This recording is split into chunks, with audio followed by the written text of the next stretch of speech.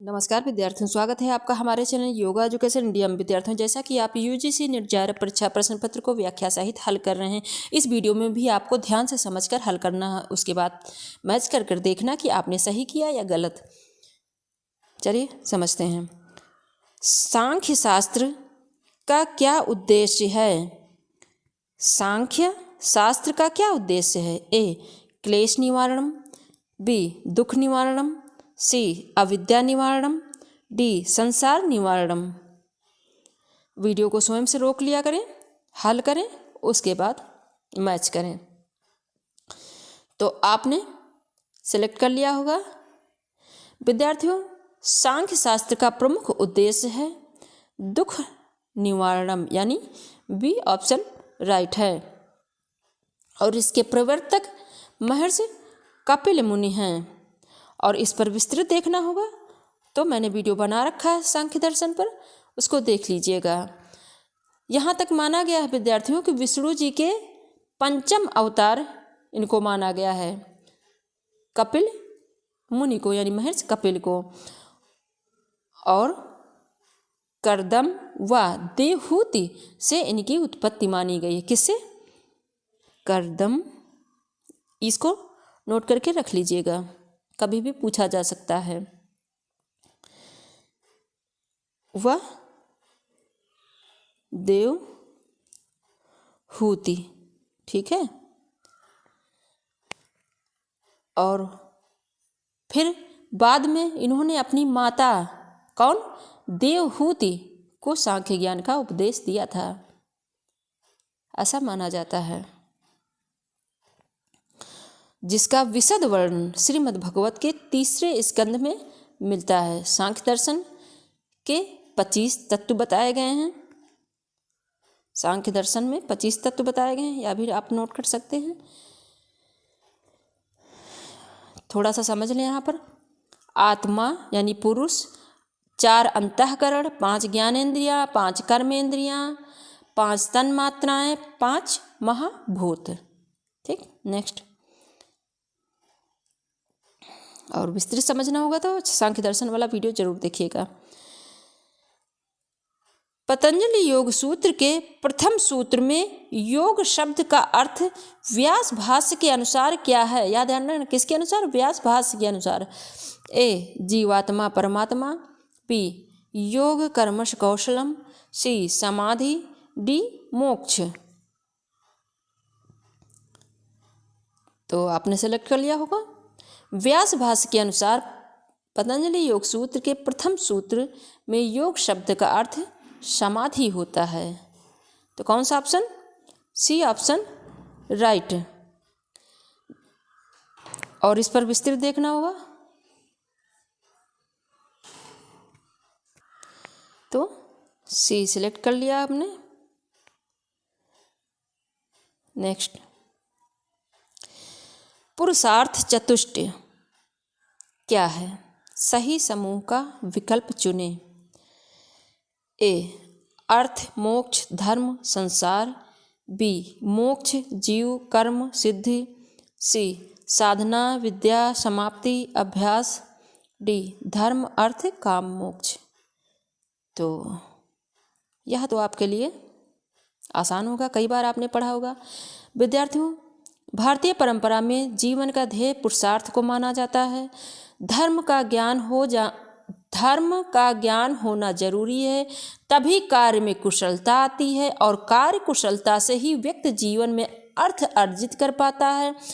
काम और अर्थ के इस संसार को भोगते हुए मोक्ष की कामना करनी चाहिए। इस प्रकार से स्पष्ट है कि पुरुषार्थ चतुष्ट धर्म, अर्थ, काम, मोक्ष। D option right. नेक्स्ट।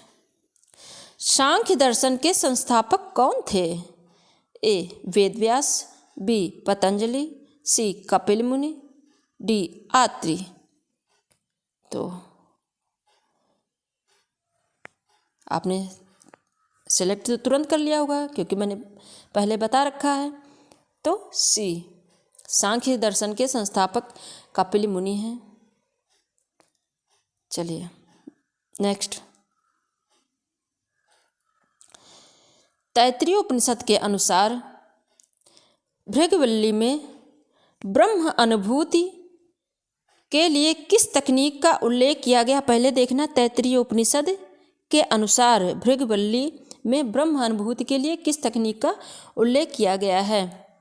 ए प्राणायाम, बी ध्यान, सी तप, डी समाधि। तो आपने सिलेक्ट कर लिया होगा, वीडियो को रोक कर सिलेक्ट किया करें।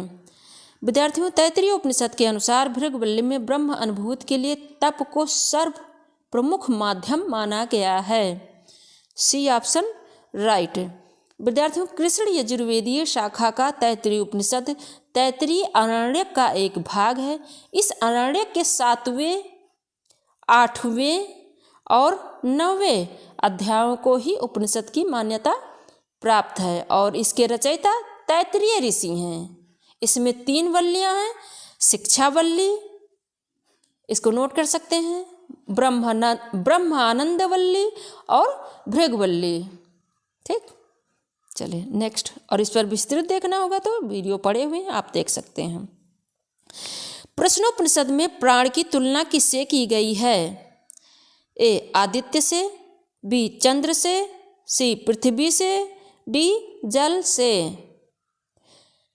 प्रश्नोपनिषद में प्राण की तुलना आपने सिलेक्ट कर लिया होगा, आदित्य से की गई है। A option right. विद्यार्थियों, प्रश्नोपनिषद अथर्ववेदीय शाखा के अंतर्गत एक उपनिषद है। यह उपनिषद संस्कृत भाषा में लिखित है। इस उपनिषद के प्रवक्ता कौन है? आचार्य पिप्पलाद। इसको आप नोट कर सकते हैं। आपको विद्यार्थियों 10 क्वेश्चन लगते तो होंगे, लेकिन उसके साथ साथ मैं कितने पॉइंटों को इसमें आंसर के अनुसार बताती चलती हूँ। जैसे कि इसमें यह तो पूछा नहीं गया कि इसके रचयिता कौन है या इसके आचार्य कौन है, प्रवक्ता कौन है, तो यह भी नोट करते चलें, पिप्पलाद ऋषि।